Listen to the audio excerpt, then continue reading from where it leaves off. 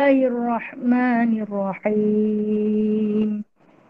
الحمد لله رب العالمين الرحمن الرحيم مالك يوم الدين إياك نعبد وإياك نستعين اهدنا الصراط المستقيم صراط الذين أنعمت عليهم غير المغضوب عليهم ولا الضالين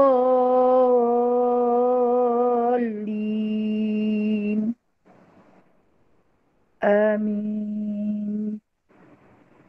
اللهم صل صلاة كاملة وسلم سلاما تاما على سيدنا محمد الذي تنحل به العقد وتنفرج به الكرب وتقضى الحوائج وتنال به الرغائب وحسن الخواتيم ويستسقى الغمام بوجه الكريم وعلى آله وصحبه في كل لمحة ونفس بعدد كل معلوم لك برحمتك يا أرحم الراحمين. بسم الله الرحمن الرحيم. رب اشرح لي صدري ويسر لي أمري واحلل عقدة من لساني يفقه قولي. اللهم صل على سيدنا محمد وعلى آل سيدنا محمد. ربي يسر ولا تعسر، ربي تمم بخير يا كريم. سبحانك لا علم لنا إلا ما علمتنا إنك أنت العليم الحكيم. إنك أنت السميع العليم. إنك أنت التواب الرحيم. أما بعد فيا عباد الله. Hai sekalian, sahabat-sahabat ukhwah yang dikasihi, yang dirahmati Allah Ta'ala, yang dirindui baginda Sallallahu Alaihi Wasallam. Alhamdulillah, kita terus memanjatkan berbanyak-banyak syukur kepada Allah Ta'ala atas kurniaan Allah kepada kita. Kita hidup, kita bernafas, kita berjalan, kita makan, kita minum, kita tidur, kita bangun, kita merasa, kita semua dengan segala nikmat yang Allah Ta'ala berikan kepada kita, yang tidak ada satu pun bukan miliknya. Bi'ala irabbikuma tukadziban. Maka nikmat Tuhan yang mana satukah yang hendak kamu dustakan? Tak ada pun.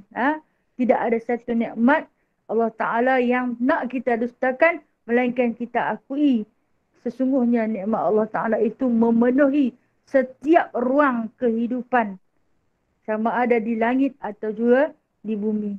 Alhamdulillah, syukur kita kepada Allah Subhanahu Wa Ta'ala, dipanjangkan usia dapat kita menyambung bacaan kita pada pagi ini, iaitu daripada kitab Al-Jauhar Mawhub, sambungan daripada Al-Babul Khamis fi Fadilatil Iman, itu bab yang kelima pada menceritakan tentang kelebihan iman, yang mana pada minggu yang lalu kita telah pun sama-sama bermuzakarah, bermutalaah, iaitu satu bab tentang maksud sebenar ataupun makrifat atau pengetahuan kita tentang pembahagian iman, yang mana musannif, muallif atau pengarang kitab, penyusun kitab kita ini telah pun menyusun mengikut para pendapat alim ulama, yang mana iman itu terbahagi kepada 5 bahagian.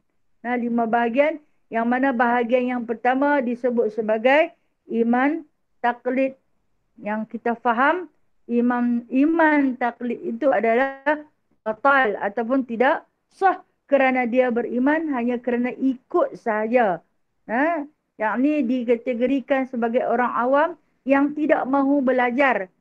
Tapi ambil atas nama orang Islam, dia Islam sahaja. Namun tidak ada ilmu, tidak berusaha untuk menuntut ilmu, apatah lagi untuk beramal dengan cara kehidupan Islam yang dituntut oleh syarak. Itu pembahagian yang pertama. Sedikit selingan sebagai peringatan terutama untuk diri saya sendirilah.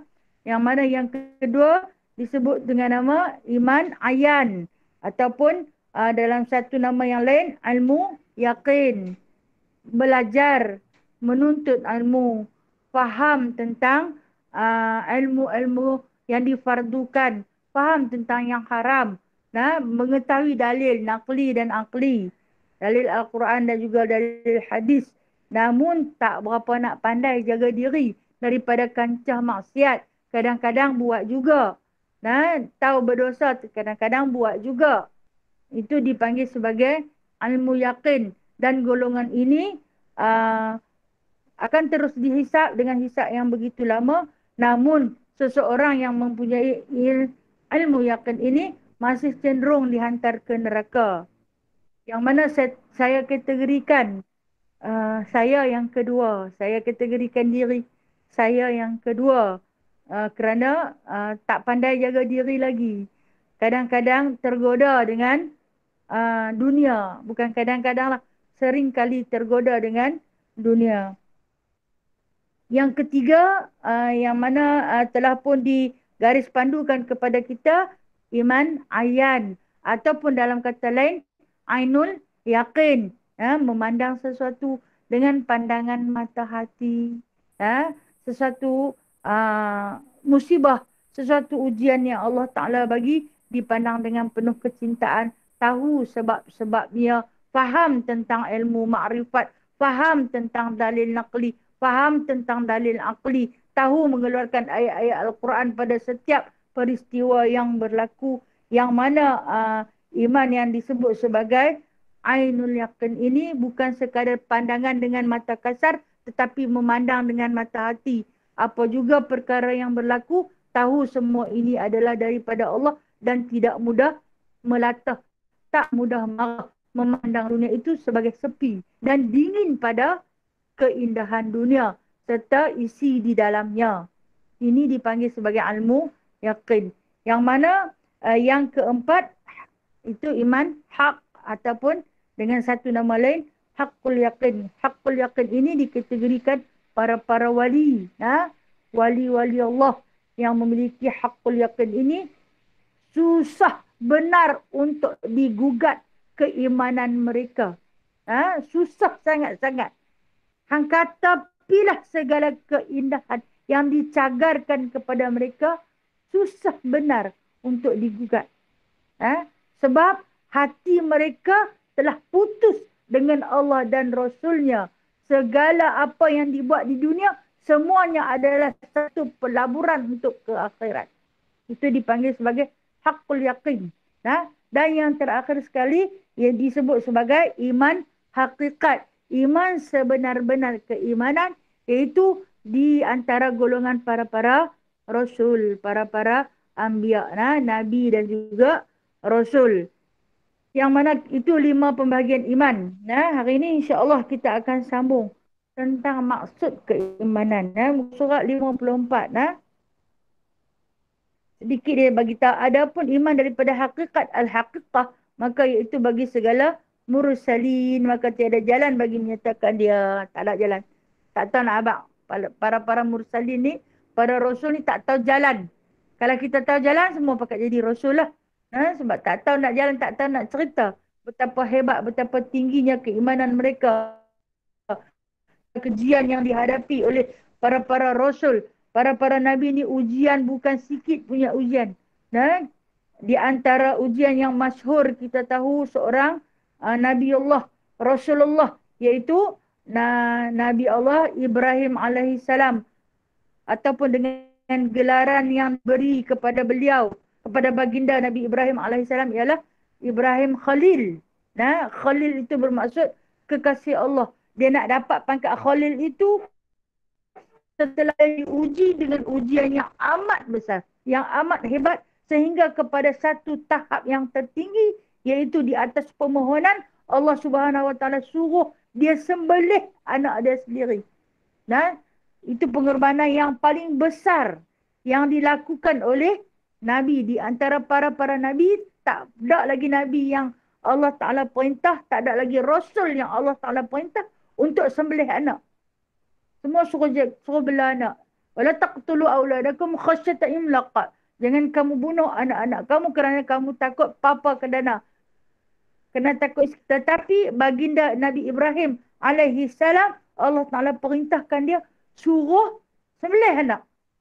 Setelah penantian yang begitu lama sampai umur 86 tahun, tunggu anak nak main, akhirnya baru hadir. Kalau kita bayangkan, adakah Nabi Allah Ibrahim ini doanya tak dimakbul? Makbul, tetapi untuk tempoh yang berpuluh tahun. Nah, selepas lebih daripada 60 tahun dia berdoa minta zuriat. Minta zuriat. Akhirnya Allah Ta'ala makbul selepas 60 tahun minta. Nah, umur dia dah 80 lebih. 60 tahun lebih dia minta pada Allah. Dan baru bulan minta dah peras. Allah Ta'ala tak bagi. Dia 60 lebih. Nah, 60 lebih dikatakan oleh ulama sirah, mengatakan 60 tahun lebih. Dia minta kepada Allah. Kira kahwin-kahwin tu, apabila orang berkahwin tu berhajatnya nakkan zuriat. Tapi dia tak dapat. Bila akhirnya mendapat khabar yang dia akan memiliki anak, dapat anak, tiba-tiba Allah Ta'ala uji dia, suruh sembelih. No? Suruh menyembelih. Masya Allah.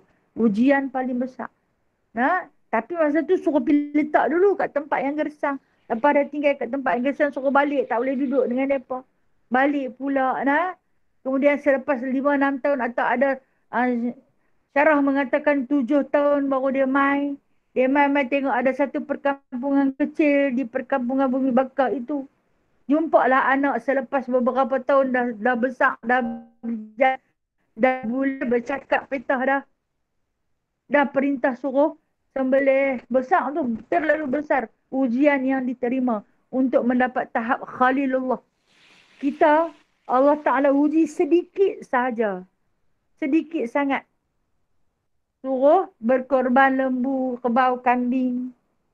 Pun ramai yang tak mampu. Ramai yang tidak berkemampuan. Sebab tidak mahu ambil benda itu sebagai satu seruan bahawasanya harta yang kamu miliki itu ada hak orang lain. Maka berkorbanlah dalam harta kamu itu. Sikit, bukan semua dia suruh. Yang ni dia suruh ambil anak, ni dia bukan suruh sembelih anak. Sembelihlah binatang. Kita boleh share seekor lembu. 7 orang kita boleh share. Nah, kambing seorang seekor pun bising. Nah, kambing awaklah mahal, kambing lagi mahal daripada lembu. Bukan dia suruh sembelih anak. Dia suruh sembelih binatang korban. Kemudian kamu nak makan, kamu makanlah binatang tu. Dia bukan suruh sembelih anak. Pun kita tak mampu. Sebab tu saya kata ujian iman kita ni sikit, nipis pun kita tak mampu bawa. Berapa ramai orang yang tak mampu melakukan korban. Berapa ramai orang yang belum melakukan ibadah yang dituntut ni. Ibadah sunat muakkad ini, berapa ramai yang masih tak buat. Sebab tahun alasan dia bagi, kami susah, kami tak mampu, kami miskin, kami duk tunggu orang bagi.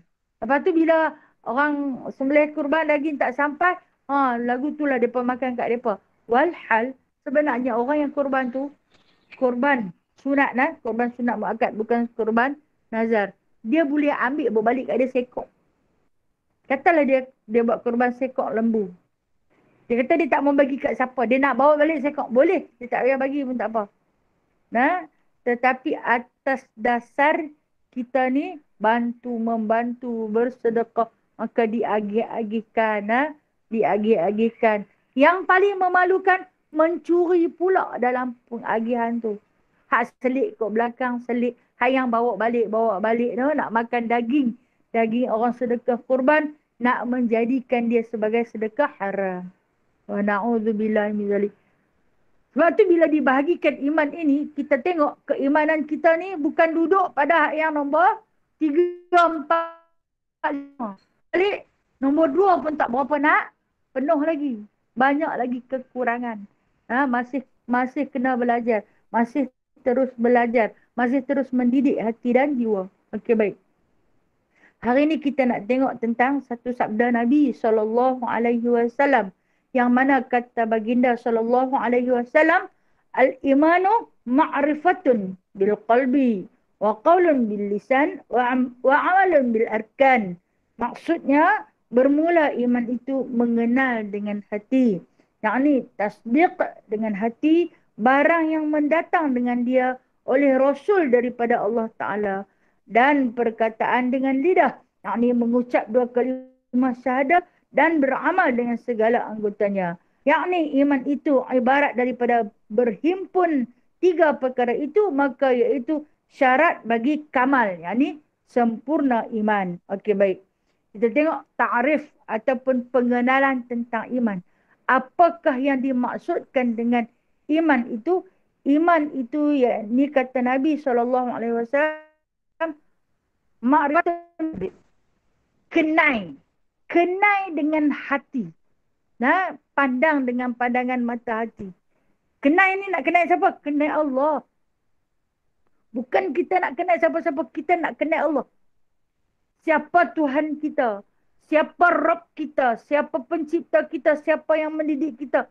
Kita nak kenal. Kita tak boleh pergi jumpa. Kita tak boleh melihat Tuhan kita dengan pandangan mata kasar kita. Tetapi kita boleh merasa kewujudan Allah Subhanahu Wa Taala melalui hati. Lantas hati itu mentasdikkan, membenarkan pengenalan kita itu dengan hati. Itu yang dikatakan al-imanu ma'rifatun bil qalbi. Kenal dengan hati. Kalau bukan dengan seruan daripada hati, kita tak pergi belajar. Yang orang kata, jomlah kita pergi mengaji. Orang dulu-dulu atau orang kampung, dia suka sebut kita pergi mengaji. Dia tak sebut pergi kuliah. Dulu kalau kata kuliah, yang orang belajar dalam universiti, dalam kolej, kuliah lah. Sekarang ni, rupa-rupanya tua-tua lagu kita masuk kuliah. Kuliah itu iaitu satu majlis ilmu. Yang dihadiri oleh orang, itu dinamakan kuliah. Kuliah. Orang duduk secara kuliah beramai-ramai.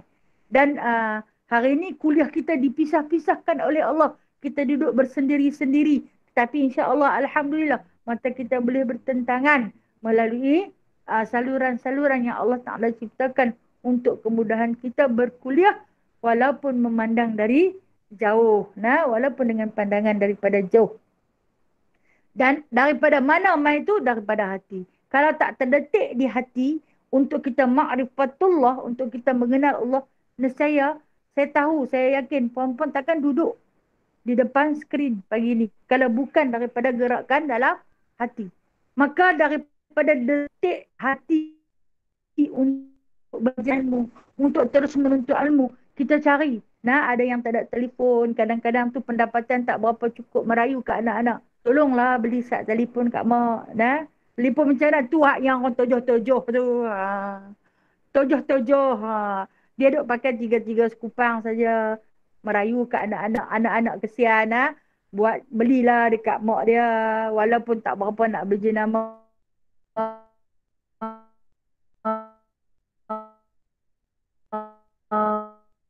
Baca. Boleh tengok. Boleh ikuti rayuan demi rayuan. Kadang-kadang hilang. Saat ada. Tinggal cucu orang untuk nak betul itu orang tu. Kadang-kadang jumpa, kadang-kadang tak jumpa. Alhamdulillah. Daripada mana? Itu datang daripada hati. Untuk apa? Untuk mengenal Allah. Bila dah kenal Allah Subhanahu Wa Taala, maka terlafazlah wa qaulun bil lisan. Keluarlah melalui lidah. Apa dia yang kita selalu syahadahkan?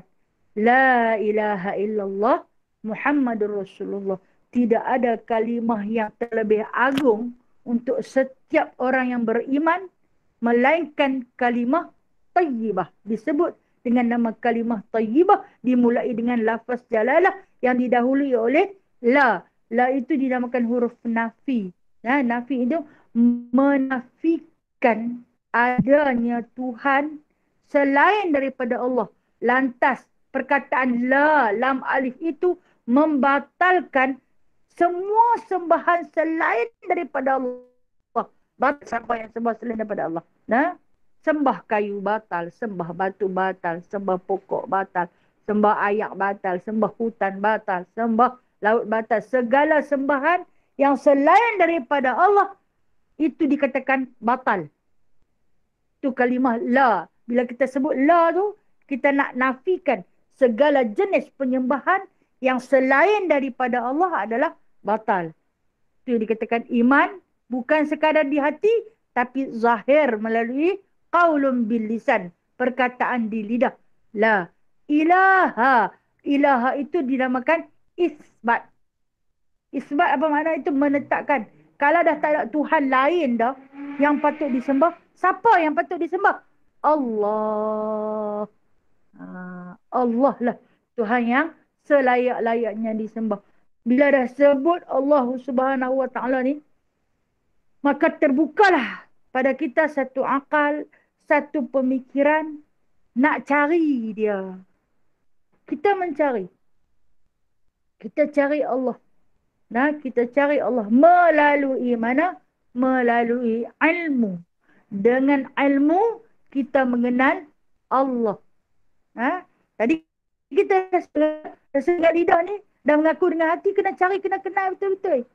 Kena kenal sifatnya, sifat wajibnya, sifat mustahilnya, sifat harusnya. Dah nak mengaku dengan benar-benar. Maka daripada ilmu. Daripada ilmu maka terbitnya wa amalu bil arkan. Beramallah dengan rukun-rukun. Apa dia beramal dengan rukun? Jaga peribadi kita daripada melakukan perkara-perkara yang haram. Membentengi diri kita, mengawal diri kita daripada melakukan perkara-perkara maksiat.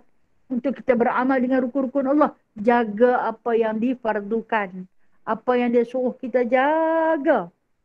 Itu yang dikatakan orang yang beramal dengan rukun-rukunnya. Kita tahu rukun amalan kita dalam beragama Islam adalah yang pertama mengucap kalimah syahadah. Rukun Islam. Kan? Yang mana kata Allah bukan sekadar ucapan itu saja. Yang kedua, tegakkanlah rukun itu dengan bersolat. Tiket paling besar lah. Suruh kita bersolat, sembahyang 5 waktu. Jangan pernah kita tinggalkan. Dia habaq kat kita. Itu di antara rukun-rukun yang dibawa datang sampailah dia suruh kita berpuasa. Kemudian dia suruh kita berzakat. Kemudian dia suruh kita berhaji. Dengan beberapa syarat-syarat yang tertentu. Kalau kita tak ada ilmu, macam mana kita nak beramal dengan 5 rukun ni? Kita tak boleh beramal. Tapi hari ni, kita boleh tegak mengaku dengan beraninya kita orang Islam, beriman, beramal. Apabila kita berani menegakkan kelima-lima rukun ni. Dan kita faham. Bermakna ada ilmu lah. Sebab tu saya kata kita boleh meletakkan kita kategori iman ni, masuk yang nombor 2 tu. Masuk yang nombor 2 tu. Ada iman, ada ilmu. Walau tak banyak. Adalah seorang sikit. Tapi masih lagi cenderung ke arah kemaksiatan. Yang mana kadang-kadang tewas oleh godaan dan bisikan syaitan. Dan kita juga tahu, kita faham bahawasanya kita akan dihisap di sana nanti. Dengan penghisapan, wallahualam, panjang lebarnya. Cenderung ke neraka. Dan kita bukanlah confirm ke syurga. Kita bukan confirm ke syurga. Sebab tu saya berani sebut. Dengan rasa tak malunya. Saya ada antara yang kedua tu. Yang kedua tu. Allah tak boleh hidup selesa lagi dah. Tak boleh hidup selesa. Masih lagi kena bimbingan. Sebab tu sangat-sangat kepada Allah. Rabbana la tuzigh qulubana. Jangan cabut. Jangan gelincirkan daripada hati aku. Ini selepas bagi petunjuk. Jangan cabut dah. letakkanlah. Apabila kita memiliki ketiga-tiga benda ini, iaitu ma'rifatul bil qalbi, kenal Allah dengan hati, kemudian berikrar dengan lidah, berikrar dengan lidah dan beramal dengan kefarduan fardu yang Allah Ta'ala fardukan kepada kita, maka kita dapatlah kamalul iman. Apa dia? Kesempurnaan iman. Bukan sekadar mengaku saja beriman tapi tak sembahyang. Tak boleh. Bukan sekadar sembahyang tapi tak puasa. Pun tak kamal, tak sempurna lagi. Bukan sekadar sembahyang puasa tapi zakatnya tak mau bayar. Bukan.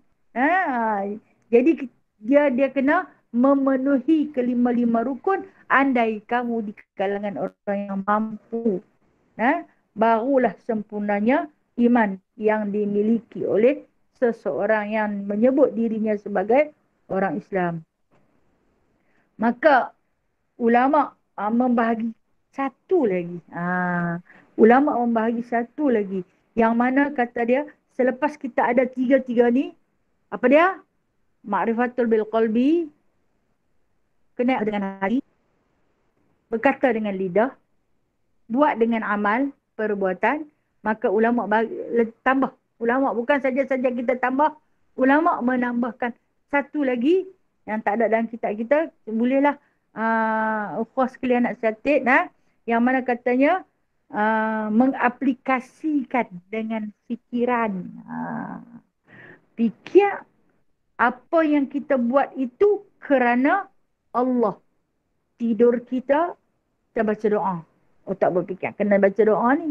Kalau tidak tak baca doa, lagi syaitan. Makan, baca doa. Otak tu kena fikir tu. Makan sampai tak baca doa. Adakah berdosa?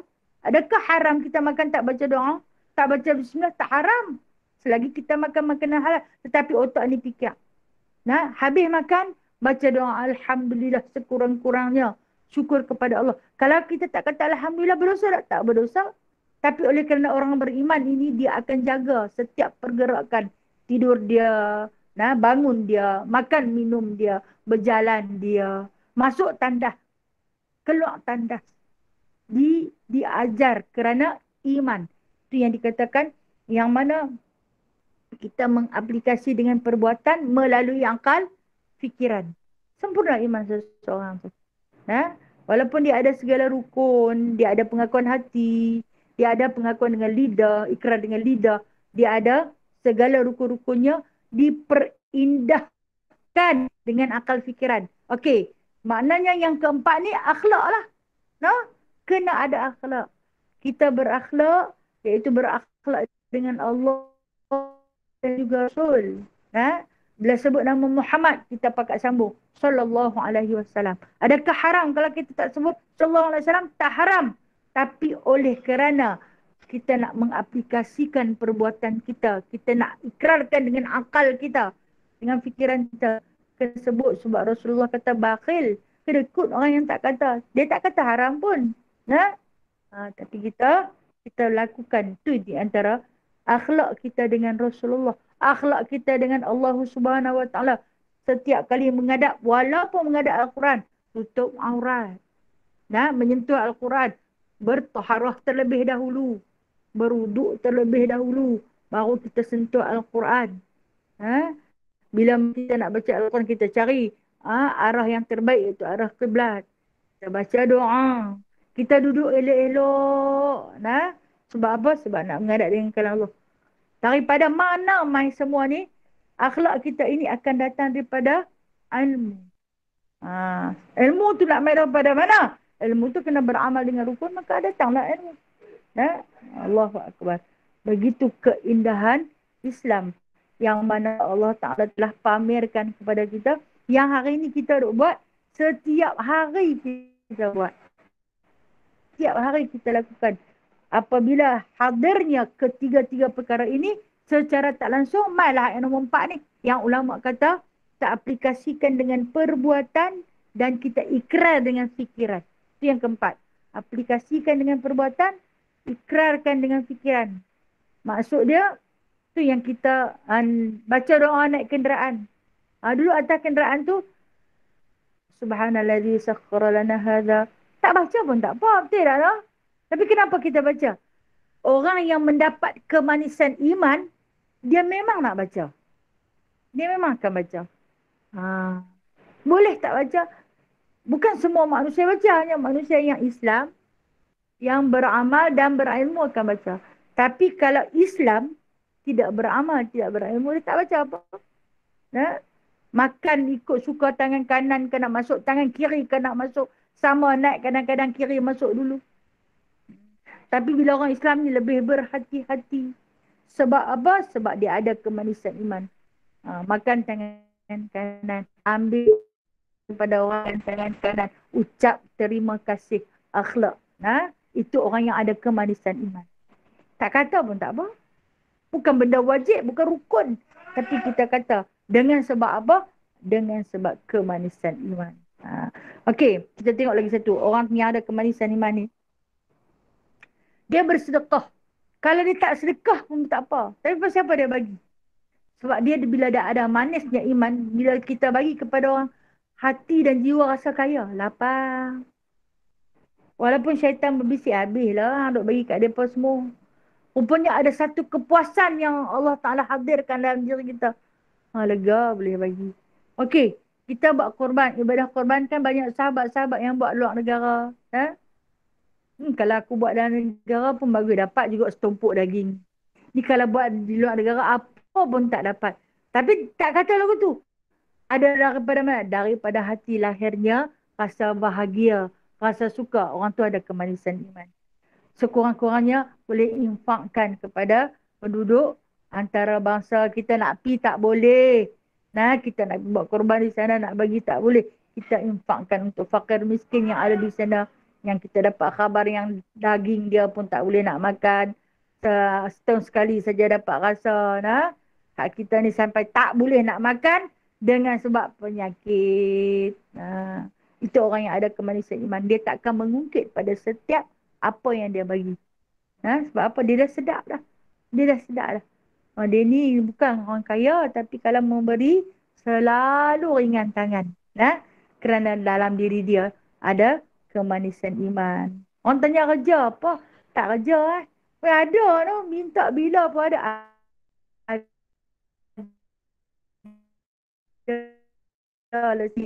Ada kemanisan iman dalam dirinya.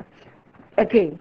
Seterusnya, sabda Nabi SAW, al-imanu uryanu walibasuhu taqwa wa zinatuhul haya wa samaratuhul ilm. Bermula iman itu bertelanjang. Kata Nabi SAW. Iman itu asal-asal dia uryan. Bertelanjang, bogel, bulat, tak ada apa. Dan dia kata, kena bagi pakai. Walibasuhu taqwa. Pakaiannya ialah ketakwaan. Wazinatul haya, bukan saja berpakaian, tapi kena hiaskan dia dengan haya, dengan rasa malu. Wasamaratuhu ilmu, dan buah daripada keimanan itu ilmu. Hebat. Apa dia maksudnya? Allah Subhanahu Wa Taala menzahirkan melalui lidah Nabi SAW, yang mana kata baginda, iman itu asal-asal bertelanjang. Okey, kita pandang diri kita waktu kita mula-mula hadir ke muka bumi ni. Kita baru keluar daripada rahim ibu kita. Memang keadaan kita tanpa seurat benang. Masing-masing bertelanjang. Lalu, katalah misi ke, bidan ke yang menyambut. Basuh, bersihkan dulu segala kekotoran cemar. Darah wiladahnya. Duduk di dalam tempat yang sempit dah berbulan-bulan. Dia keluar mai berlumut. Dibersihkan. Diberi pakai pakaian. Nak bagi indah lagi, pakaian itu dicorak warnakan. Diperhiaskan lagi. Bubuh topi dekat dia. Cantiklah. Cantiklah, diperhiaskan lagi. Asal iman begitu juga. Dia juga bertelanjang. Asal iman macam tu, bertelanjang, hadir kosong.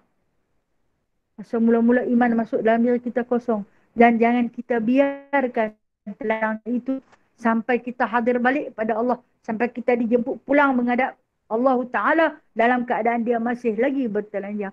Sebaliknya kita pakaikanlah kepada dia. Apakah pakaiannya? Pakaian iman adalah taqwa. Okey. Kita boleh kata banyak tentang ketakwaan. Apa dia takwa? Apa dia takwa? Takwa ni orang yang sentiasa menjaga diri dia daripada perkara-perkara yang haram. Itu takwa. Takwa ni orang yang jaga, sentiasa jaga. Takut kalau dia terjerumus ke lembah maksiat. Takut kalau dia tergelincir kepada perkara-perkara yang haram. Sentiasa jaga. Itu takwa. Sentiasa menjaga hubungan dia dengan Allah Subhanahu Wa Taala. Itu pakaian. Bagi dia pakai. Bagi iman kita tu pakai. Jangan sampai kembali pada Allah pun telanjang. Allah kata aku hantar dia awal-awal pun telanjang, balik dia pun bertelanjang. Apakah urusan kita di dunia ni hanya dilahirkan untuk makan, minum, kencing, berak, tidur, mangkit, bersyahwat. Itu saja kah? Bukan. Kita manusia ini dikirimkan ke dunia ini sebagai khalifah yang mana kita telah pun berikrar kepada Allah Ta'ala. Kita akan menanggung segala apa yang dia suruh. Meninggalkan pada apa yang dia larang. Maka itulah takwa. Pakaian. Okey, bubuh dah baju. Dah bubuh baju, kena zinatuhu. Kena hias dia pula. Macam kita pakai baju nak bubuh batu-batu. Bubuh lah buci. Nak gantung kerongsang. Nak perhiaskan. Nak mengindahkan lagi dia. Apa dia keindahannya? Apa dia perhiasannya yang patut ada pada iman yang lepas bertelanjang kita bagi pakai baju. Tak ada potongan pun. Terus saja pakai. Indahkanlah dia lagi. Hiaskanlah keimanan yang telah pun kita saung dengan pakaian takwa itu. Iaitu dengan satu perasaan. Perasaan apa? Al-haya, malu. Okey, malu ni bukan malu tak bertempat. Malu ini malu di atas sikap kita ketika mana kita hendak melakukan dosa. Malunya pada Allah. Kalaulah aku tak bangun subuh, malunya dekat Allah. Dia bagi aku makan. Dia bagi aku minum. Dia bagi aku tidur nyenyak semalam. Dia bagi aku tidur atas bantai, atas tilam. Aku tak erti nak bangun bersyukur pada Allah. Lalunya pada Rasulullah sallallahu alaihi wasallam, dia bela nasib aku daripada harga seorang wanita yang langsung-langsung tak dianggap sebagai wanita, sebaliknya adalah barang dagangan. Tapi hadirnya baginda sallallahu alaihi wasallam mengangkat darjat wanita menjadi setinggi-tinggi darjat. Malunya malu kepada Allah Subhanahu wa taala apabila kita meninggalkan larangannya. Kalau kita tengok bulan Ramadan, orang yang tak puasa tanpa rasa malu makan tengah-tengah orang. Kita walaupun diberi lesen besar, Allah Ta'ala bagi lesen besar. Apa dia? Perempuan yang haid. Perempuan yang nifas. Allah Ta'ala bagi lesen. Boleh makan. Boleh makan. Haram berpuasa. Tapi malu nak makan. Itu perhiasan takwa. Keindahan dia. Cakap pun tak ada lah nak menyerik-nyerik di tengah-tengah orang ramai. Itu perhiasan. Perhiasan iman. Pakaiannya takwa. Keindahannya adalah sifat malu itu sendiri. Dan buahnya kata Nabi SAW. Wasamaratuhu al-ilm. Buahnya ialah ilmu. Dah bagi pakai baju, dah gantung perhiasan, kena ada buah. Kena ada buah. Kita kan bawa beg tangan, bubuh cermin mata, bubuh kasut tinggi. Dah. Itu buahnya. Hasil yang akan diperolehi. Daripada mana dia main ni? Daripada ilmu. Kalau kata ilmu ni tak ada, Maka yang buat sifat malu tu tak boleh guna. Tak boleh nak guna kalau tak ada ilmu.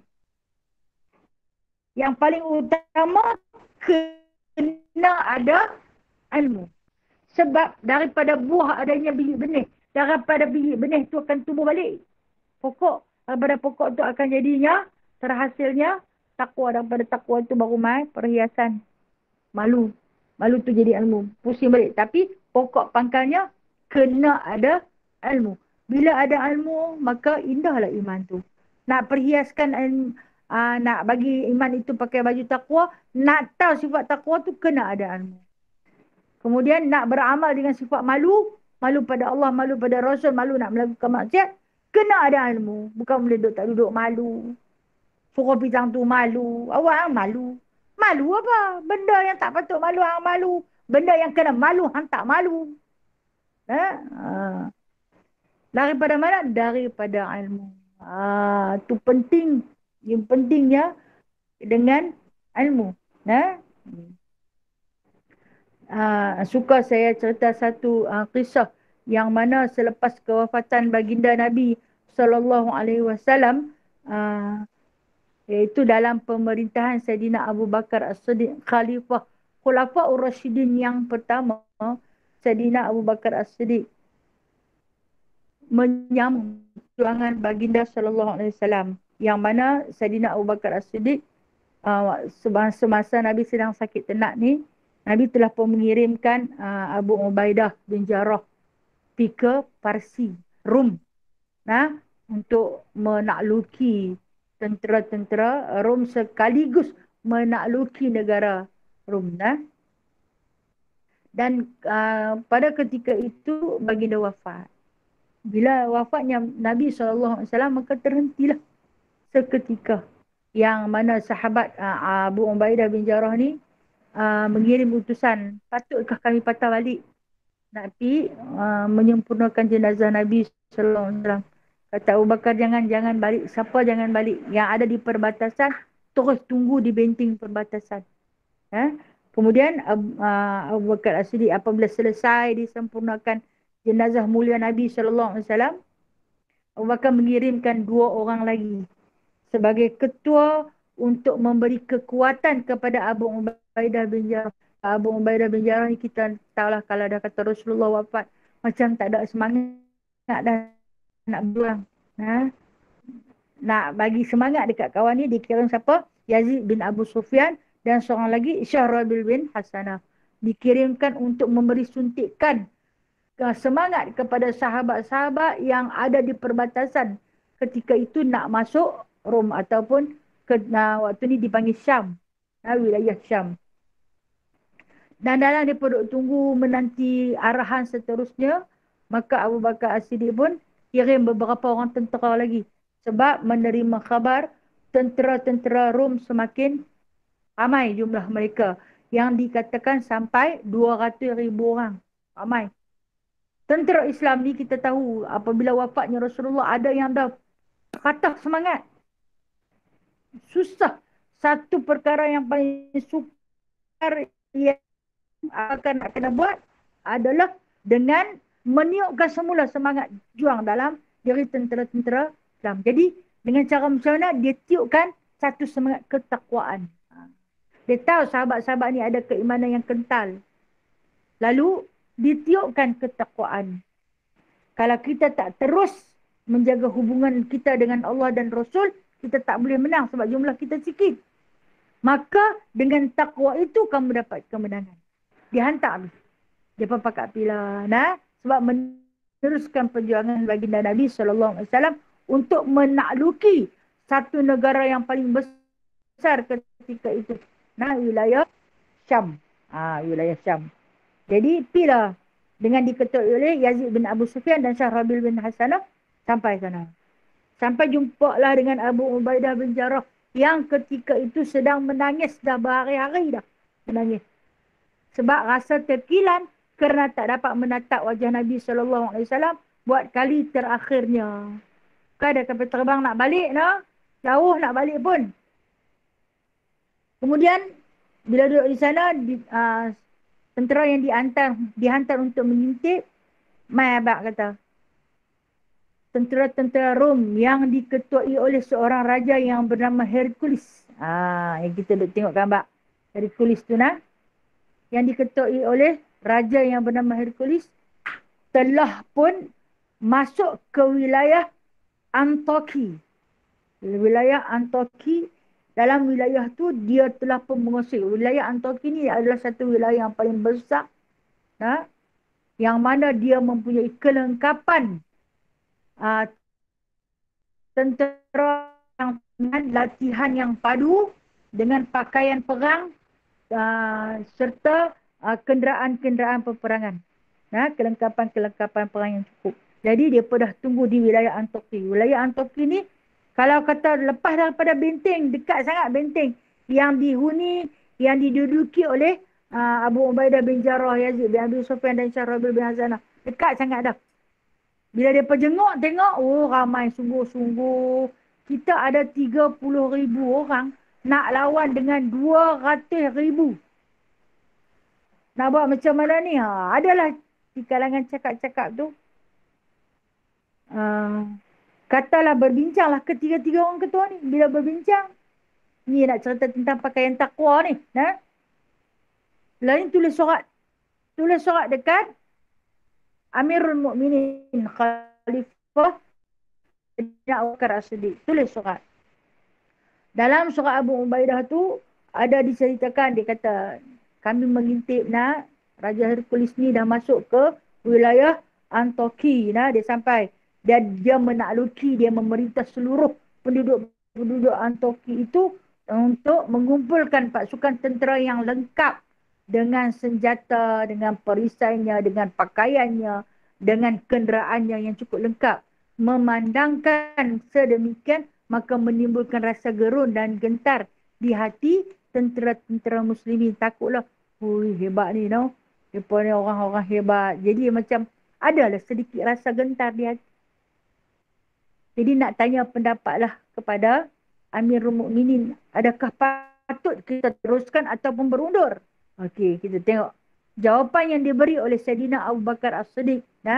Dia pun hantar balik. Dia balas balik surat dia kepada Sayyidina Abu bin Jarrah yang ketika itu mengetuai tentera Islam untuk menakluki negeri Rom yang paling besar ketika itu.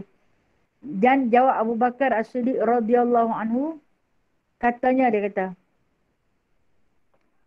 dia akan kalah. Awal-awal dia jawab. Selepas dia puji Allah dan Rasul, kepala surat dia jawab, dia akan kalah. Siapa yang akan kalah? Raja Hercules. Raja Hercules akan kalah.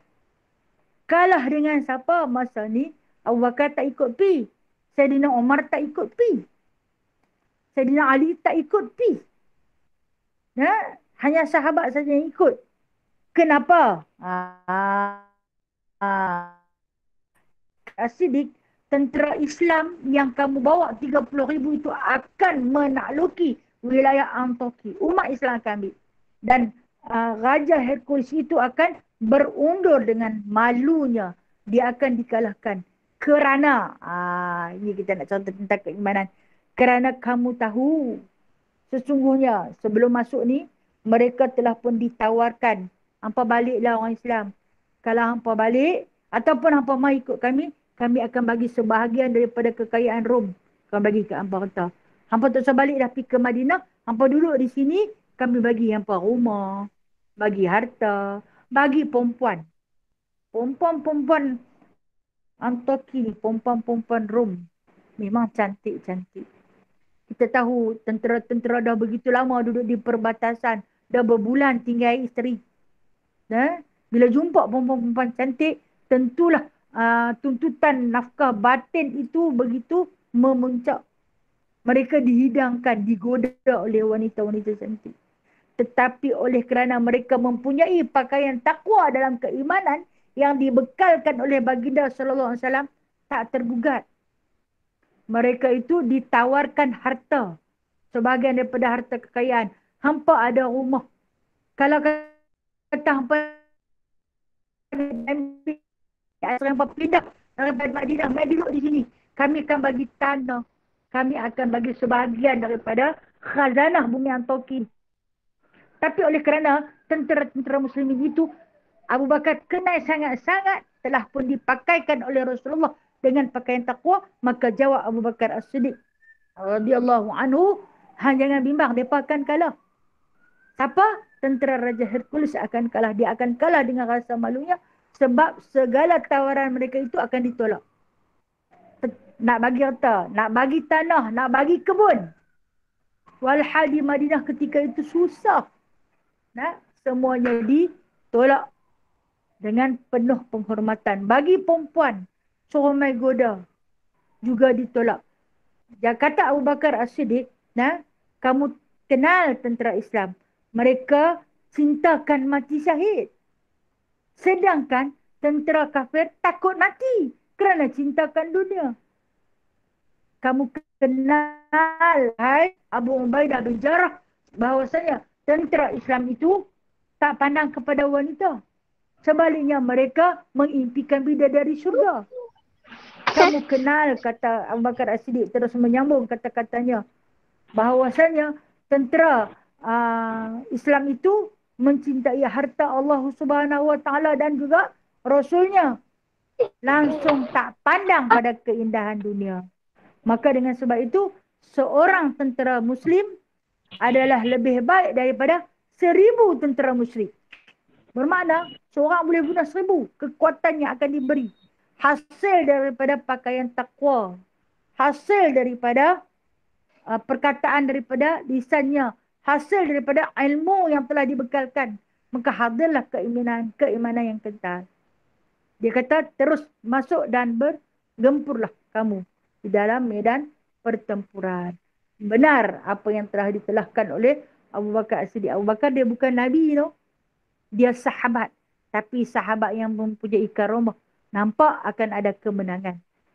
Nah, kita akan pulang dengan kemenangan. Menyambung perjuangan baginda Nabi SAW berbekal yang mana katanya seorang tentera muslim itu lebih baik daripada 1000 tentera musyrikin. Seorang lebih baik daripada 1000 tentera musyrikin. Jangan kamu rasa sepi apabila kamu lihat ada yang gugur syahid. Sebab itu memang kecintaan mereka, harapan mereka. Dan ketahuilah kamu bahawasanya Allah sentiasa ada dengan kamu. Dan pasukan yang kamu bawa 30,000 orang itu adalah pasukan yang terpilih. Terpilih daripada mana? Sebab tu dipilih oleh Rasulullah dengan pakaian takwanya, dengan kekuatan ilmunya, membuahkan satu hasil yang cukup lumayan, menakluki tentera salib. Tu tentera salib tu nah.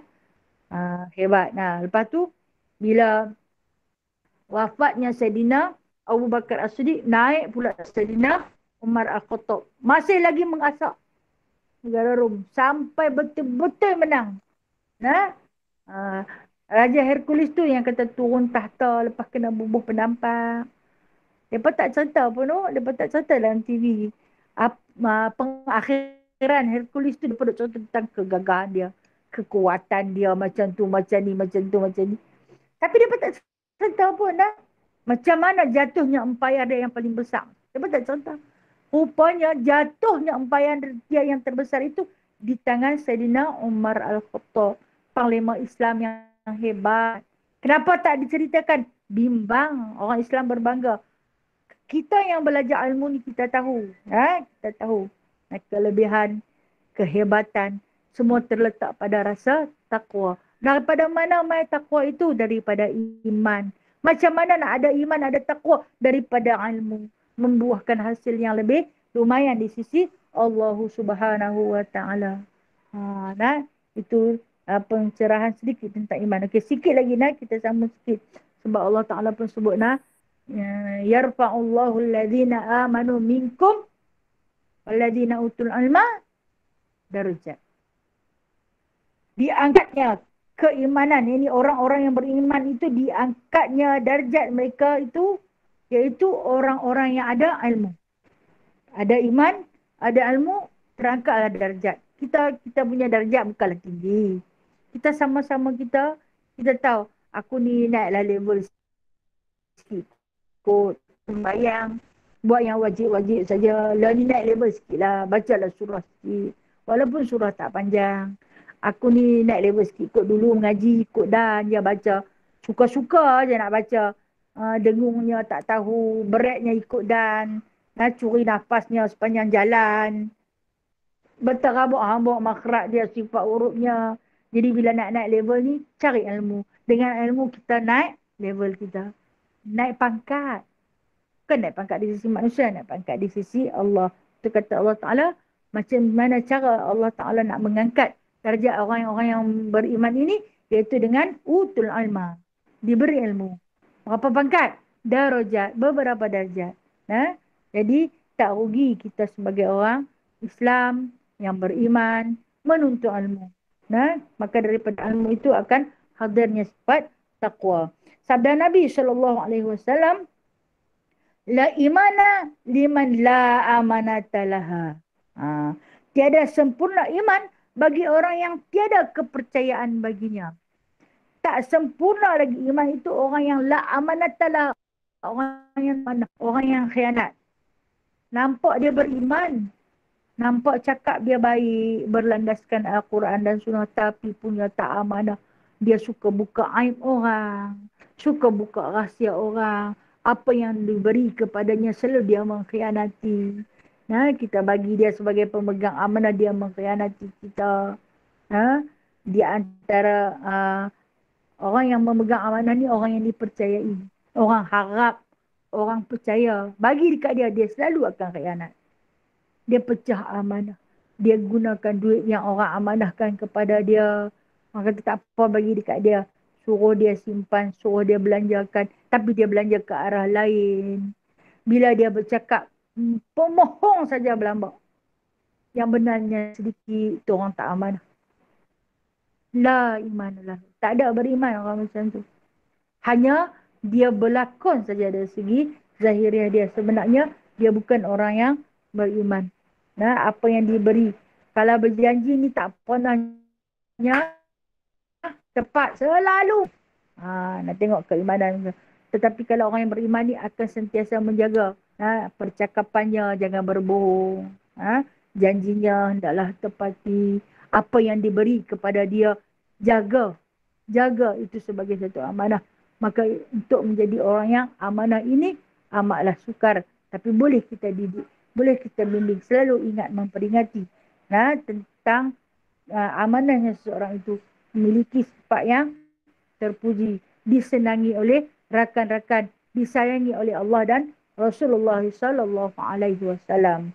Itu pencerahan keimanan yang mana yang telah digaris pandukan oleh baginda SAW untuk kita menjadi seorang orang iman yang kamil.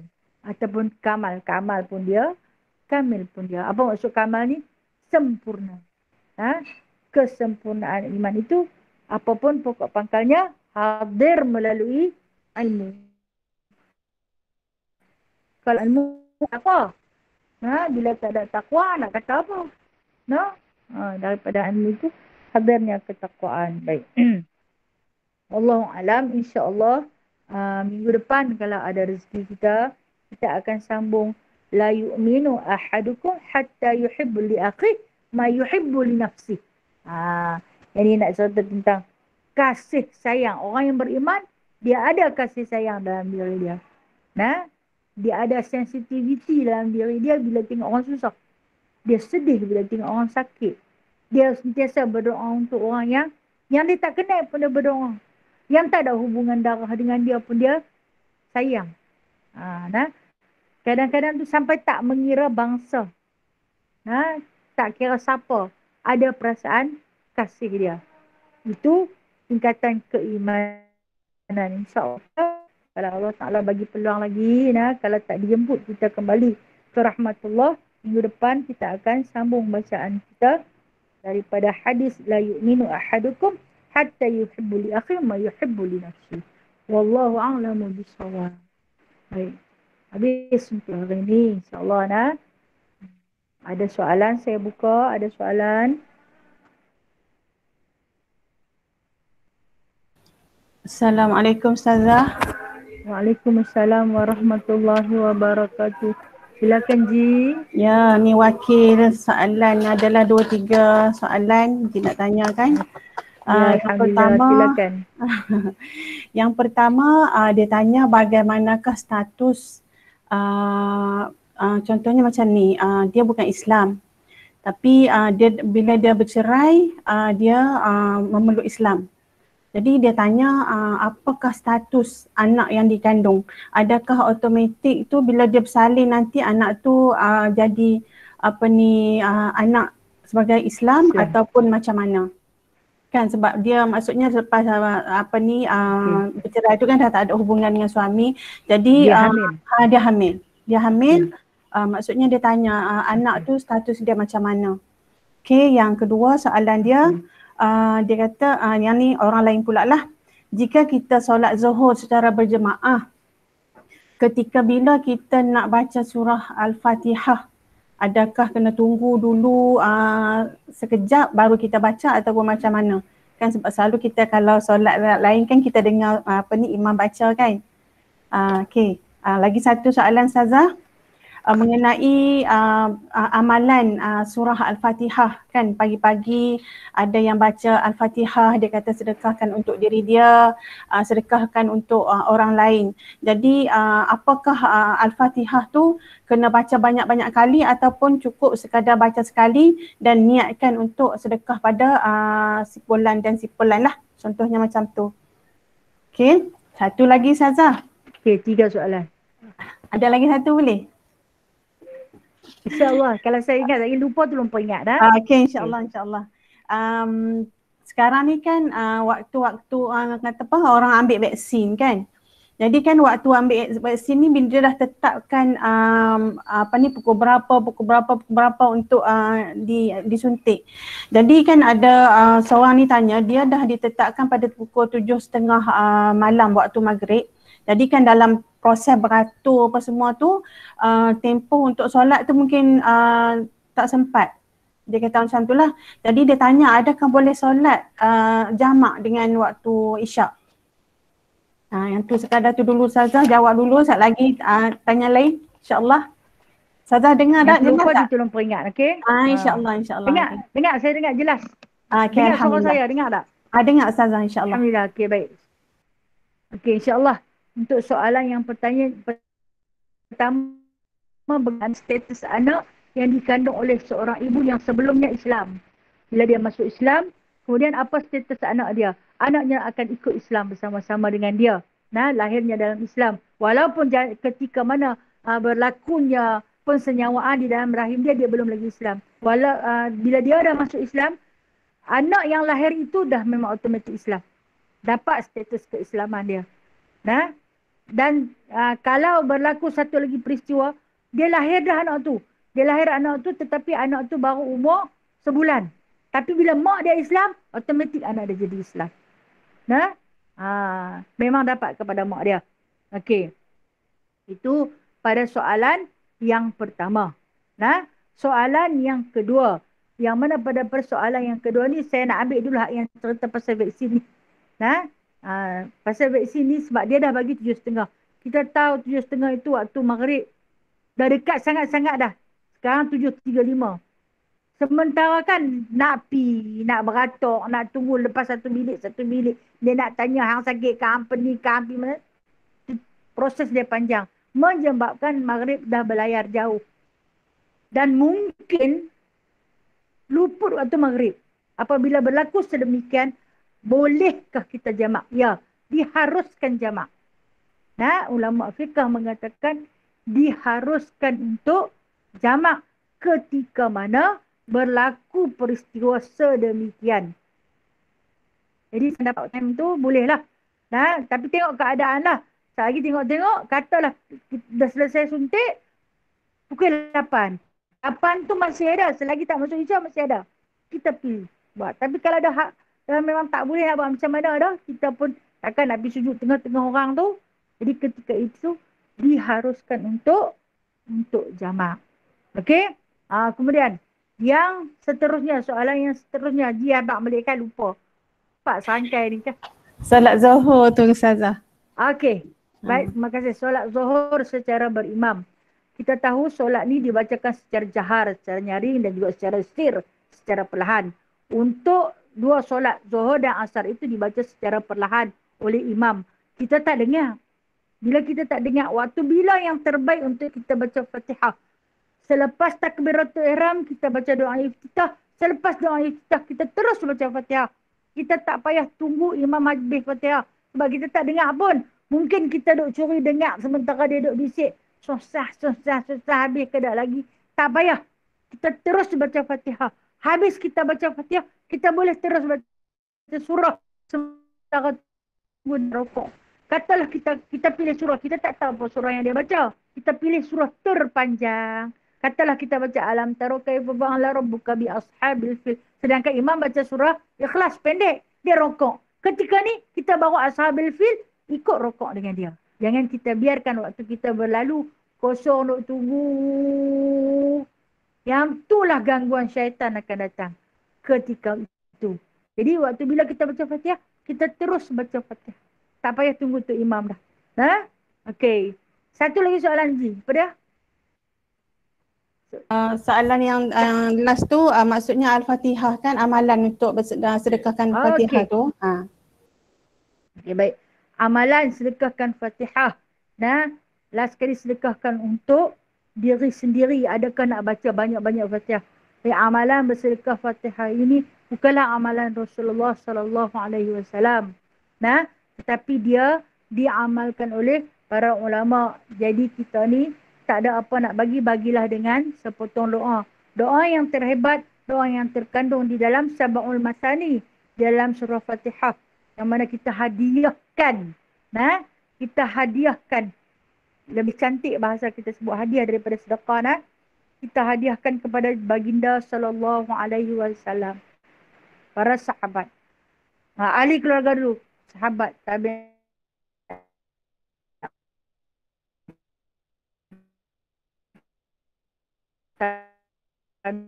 Kedua, ibu bapa sekalian muslimin diri, ahli keluarga kita, saudara kita. Adakah nak susun Fatihah berlama-lama tu? Tak. Sekali dengan bisirril Fatihah, dengan rahsia yang terkandung dalam Fatihah, cukup hanya sekali baca sahaja dah pun memadai. Memasukkan Fatihah, menghadiahkan Fatihah kepada sekalian yang kita sebut. Nah, jadi hanya dengan sekali baca, tak payah baca banyak-banyak kali. Kenapa? Allah Maha Kaya. Itu saja Gina. Boleh Ji? InsyaAllah. Alhamdulillah Ustazah. Satu lagi Ustazah. Ya Allah, Masya Allah. Wallahualam. Ya boleh. Okey, lagi satu. Silakan. Contohnya macam wanita yang dalam keadaan istihadah. Jadi kan dia maksudnya wuduk dia tu satu solat fardu dan beberapa sunat kan. Jadi ketika selepas dia contohnya dia solat maghrib. Jadi dah habis dah solat maghrib tu, tiba-tiba baru dia teringat bacaan Al-Fatihah dia tadi ada salah. Contoh. So macam kalau katakan dia nak ulang balik solat tu, perlukah dia wuduk semula untuk buat solat tu? Okey, baik. Terima kasih Ji. Dia tak perlu wuduk. Dia tak perlu wuduk semula sebab yang solat dia tadi tu dah batal. Bermakna dia tak tunaikan satu lagi pun kewajipan.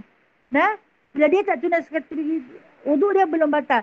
Dia boleh ulang semula solat maghrib dia dalam keadaan bukan qada tu. Tetapi dia baru nak solat maghrib. Kerana yang tadi tidak dikira. Maka wuduknya tak batal, dia tak perlu ulang wuduk. Nah, sebab itu masih lagi kefarduan yang belum ditunaikan secara sempurna. Okey, Alhamdulillah. Terima kasih Ustazah. Alhamdulillah. Terima kasih Ji. Terima kasih mewakili kawan-kawan kita. Okey, orang lain ada soalan? Hujan Allah Ta'ala turunkan. Silakan. Assalamualaikum Ustazah. Waalaikumsalam warahmatullahi wabarakatuh. Janita. Ustazah. Ya. Ustazah, ada satu soalan Ustazah. Soalan yang berkaitan dengan keadaan haid yang baru ni, yang soalan minggu lepas tu yang Kak Ju ada tanya tu. Berkenaan kitaran haid Ustazah. Berkenaan dengan solat. Solat Okey, macam itu yang Ustazah hurai tu, kalau kata kita habis haid tu, kata kita confirm berhenti kan, hari yang berhenti tu macam Ustazah kata kita kena qada balik kan kalau Zuhur dengan Asar, Isyak dengan Maghrib tu kan. Okey, setakat tu saya faham. Soalan saya, kalau kata ada satu yang saya faham lagi, kalau dalam keadaan kita check haid lah kata dalam waktu Asar. Contohlah waktu Asar kan. Lepas tu waktu Zuhur tu ada lagi, waktu Asar tu kita tengok dah tak ada dah. Bukan, dia dalam semakin nak habis lah kan. So kita kena terus berwuduk, terus mandi wajib ataupun kita kena tunggu kitaran dia 24 jam. Sebab kita tak melebihi lagi 15 hari. Yang soalan saya tu macam hari tu Ustazah hurai dia dalam 15 hari ke ataupun selepas 15 hari? Macam kan yang itu soalan saya, yang saya confuse tu yang 15 hari tu. Kalau kata untuk yang normal kan, dia tak habis lagi 15 hari dalam tempoh sebelum 15 hari. So dia kena tunggu cycle dia 24 jam ke? Macam saya ada dengar pendapat kan, macam kita tengok kata kita nampak dah last yang color tu, kita tak boleh terus mandi wajib lah, kita kena tunggu pula kitaran dia 24 jam. Tu soalan saya tu. Okey, itu saja. Ya, yang itu saja. InsyaAllah. Saya cuba jawab dengan sedikit kemampuan saya insyaAllah. Baik, berkenaan dengan haid. Haid ini apabila dia kering. Yang kita tanya tadi, kita cek contoh dia waktu Asar. Kita cek, dah habis. Penghujung dah waktu Asar dah habis. Ketika habis, adakah perlu kita mandi wajib serta-merta ataupun tunggu tempoh 24 jam? Yang disuruh menunggu tempoh 24 jam itu adalah untuk orang yang baru hari mula mai. Baru hari mula mai, hari pertama mai dia kena tunggu sampai 24 jam. Ada ke tak ada? Tetapi bagi orang yang biasanya hari ketujuh dia kering. Tengok dari segi adat kebiasaan. Hari ketujuh memang dia kering. Tengok hari tu hari ketujuh dah. Dia pun cek dah waktu asal memang dah tak ada. Jadi ketika ini dia kena wajib mandi. Tapi kalau orang tu dia bukan 7, dia nanti berceleret 8 ada. Saat lagi 9 ada. Masa ni dia kena tunggu. Tengok adat pengaliran darah dia. Okey, adakah nak tunggu dalam tempoh 15 hari tu? Tengok kalau orang tu memang dia main haid jenis belah-belah hari ni. Dia memang kena tunggu. Dia kena tunggu sebab kalau dia bersolat pun ada sebahagian ulama mereka kata tak sah. Pun memang tak sah. Walaupun kering darah dia. Selagi tak cukup 15 hari sebab adat dia memang main berbelah-belah hari. Jadi tak sah. Jadi dia kena tunggu sampai cukup 24 jam. Kalau tak cukup 24 jam main pula, yang jadi tak sah, puasa jadi tak sah. Tengok pada adat haid dia main. Kalau kata adat haid dia tu memang 7 hari tu kering. Biasanya kalau 5-6 hari kering. 7-8 hari kering. Okey, dia dah cek hari tu hari ke-7, memang selalunya kering. Dia cek kering, maka dia wajib mandi dan sembahyang. Katalah dia lepas dia cek tu waktu asar. Kering. Dia mandi oleh kerana lama mandi, maghrib. Lagi dia sembahyang maghrib dulu. Lepas sembahyang maghrib, dia qada asar dan qada zuhur. Dan adakah dia nak kena tunggu sampai 15 hari? Tengok adat dia. Adat ni kebiasaan haid dia memang ada. Kan kita ada adat, kita ada kebiasaan darah kita. Tengok pada segi adat haid dia tu memang banyak mana. Tu kata, bicara tentang haid ni, tak tentu. Sebab tu ulama tak boleh nak letak secara kotaknya sesuatu hukum. Tentang haid pasal perempuan ni dia main macam ni. Perempuan ni dia main macam ni. Perempuan pasal ni, dia macam biskut cismo. Sak ada, sak tak ada. Sak ada, sak tak ada. Jadi itu jawapan yang mampu saya bagi. InsyaAllah Janita. Ya Ustazah, sekali lagi, satu lagi nak. Faham tak? Ada nak penjelasan lagi. Maknanya tak payah kalau untuk orang yang normal lah kata 5 hari lah kan. Kira last dia check tu kira dia tak payah tunggu 24 jam lah. Kalau contohlah dia kata dia check last kata pukul 4. Tak payah tunggu. Masuk waktu tu mandi terus. Ya. Okay. Tak payah tunggu. Sebab ada pendapat tu, ada salah satu pendapat tu saya dengar dia kata kena kalau kata kita check yang kita bersih kan, memang confirm bersih tapi kena tunggu pula 24 jam walaupun tak sampai 15 hari lah. Kita kena tunggu pula, kita contoh pukul 4 kita check bersih kan. Lepas tu kena tunggu esok pukul 4 pula. Macam tu lah yang saya dengar kan. Kira itulah nama Ustazah peninggal. Baik-baik Ustazah. Saya terima pendapat Ustazah. Dia kalau yang nak tunggu 24 jam tu orang janitor, yang baru main hari pertama, yang tu kena tunggu. Baik. No? Dia main, dikatalah dia main haid pukul 9 pagi. Lepas tu tengok saat lagi pukul 11 dia kering, tak ada. Dia kena tunggu 24 jam. Ada ke tak ada? Okay, faham Ustazah. Maksud Ustazah. Sebab apa dia suruh tunggu 24 jam? Sebab haid ni paling sikit 24 jam. Paling banyak 15. Tengok sampai 24 jam esok, sampai jumpa pukul 9 esok, tak ada haid. Dia kena qada balik ni. Nah, cerita panjang tu. Qada pasal apa? Itu bukan haid. Kerana yang mai tu bukan haid. Haid kalau dia mai 24 jam. Paling sikit. Nah? Okey Janita. Alhamdulillah Ustazah, faham Ustazah. Clear. Mungkin kita keliru yang permulaan haid tu dengan akhir haid tu kan. Okey, faham. Ya, saya faham dah. Memang haid ni banyak cerita no. Banyak sangat cerita buat haid ni nah. Belajar bila lagi. Alhamdulillah Ustazah no. Yang lepas tu kita taubat. Kita apa ni, kita ada soalan. Okey, baik Ustazah. Ya, insya-Allah tanya. Bagus. InsyaAllah yang kita tak tahu. Kita yang mana kita tertinggal tu khabar. Waalaikumsalam warahmatullahi wabarakatuh. Silakan. Saya nak sambung soalan Janita tadi. Nak sambung, nak penjelasan lebih. Kalau Encik Ustazah kata kita memang kebiasaan 5-6 hari. Period kan? Okey, habis dah. Semua memang habis dah. Satu dia dalam kiraan dia hari yang ke-10 kembali balik. Dia yang tu period ke istihadah Ustazah. Okey Ustazah. Okey baik.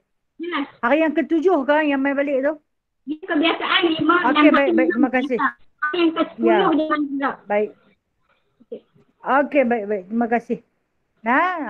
Jelas, saya rasa jelas soalan tu. Biasanya 5-6 hari saja haid. Tapi tiba-tiba hari tu hari ke-10 dia dah mandi wajib, dah semayang dah. Hari ke-10 mai pula. Hari yang tu haid ke istihadah? Haid. Sebab dia dalam kitaran sebanyak-banyak haid. Walaupun adat kebiasaan dia main 5-6 hari saja. Dia ingat selesa lah dia pun mandi wajib, dia sembahyang dan dia puasa. Dia dah puasa dah hari ke-8, ke-9. Tengok hari ke-10 mai balik. Bila mai balik, adakah itu haid atau istihadah? Itu masih lagi haid. Sebab dia sebanyak-banyak haid sampai 15 hari. Jadi, puasa 10 hari tu tak sah. Kena qada puasa. Dan kata setengah pendapat ulama fiqh, sembahyang juga tak sah. Kata setengah pendapat ulama, sembahyang sah. Okey, itu jawapan. Macam mana kita nak? Itu macam mana? Ya.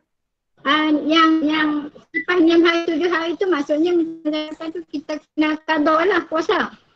Ya, puasa kena qada. Puasa kena qada sebab dia mai balik hari ke-10. Jadi 2 hari yang kita puasa tu walaupun kering tak sah. Okey, faham. Terima kasih Ustazah. Ya, alhamdulillah. Ya, sama-sama. Assalamualaikum warahmatullahi.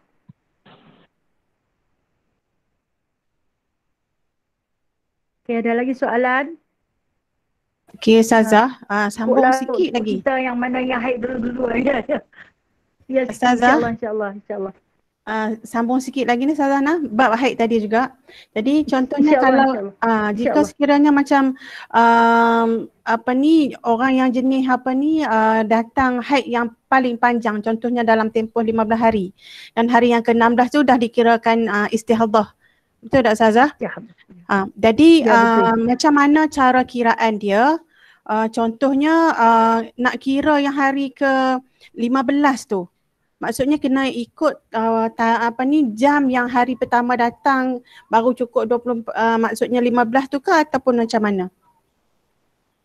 Okey, perkiraan dia nak kira macam mana? Perkiraan dia. Okey. Perkiraan dia, katalah hari pertama kita mai hari Ahad. Hari Ahad kita mai haid pukul 8 pagi contoh. Esok hari Isnin pukul 8 pagi baru kira sehari. Faham je tak?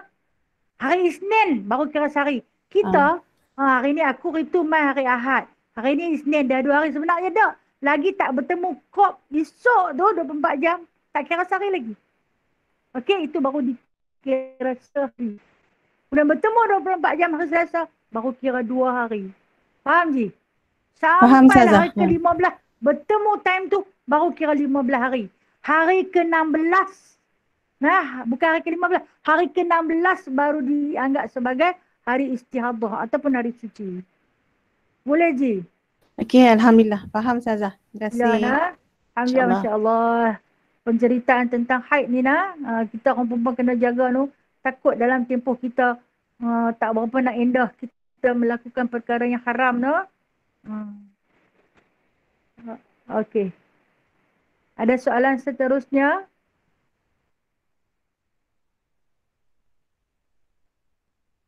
Sadaqallahul azim, kita simpan esok pula. Sadaqallahul azim, wallahu alam. Wallahu a'lamu bissawab. Semua soalan itu Allah Ta'ala lah yang memberi jawapannya, yang baik itu daripada Allah, yang lemah yang kurang itu daripada diri saya sendiri. A'udzubillahi minasyaitonirrajim. Bismillahirrahmanirrahim. Alhamdulillahirabbil alamin. Hamdan katsira, hamdan yuwafi ni'amahu wa yukafi'u mazidah. Ya Rabbana lakal hamdu kama yanbaghi li jalali wajhikal karim wa 'azimi sultanik. Allahumma zidna علما نافعا وفهما واسعا ورزقا حلالا طيبا وعملا متقبلا وتوبة نصوحا وتجارة لن تبور. اللهم ربنا وهب لنا من أزواجنا وذرياتنا قرة أعيننا واجعلنا للمتقين إماما. اللهم ربنا آتنا في الدنيا حسنة وفي الآخرة حسنة وقنا عذاب النار وقنا عذاب القبور وقنا عذاب المحشر وادخلنا الجنة مع الأبرار يا عزيز يا غفر يا رب العالمين. وصلى الله على سيدنا محمد والحمد لله رب العالمين. تقبل الله منكم منا ومنكم تقبل يا كريم. صلوا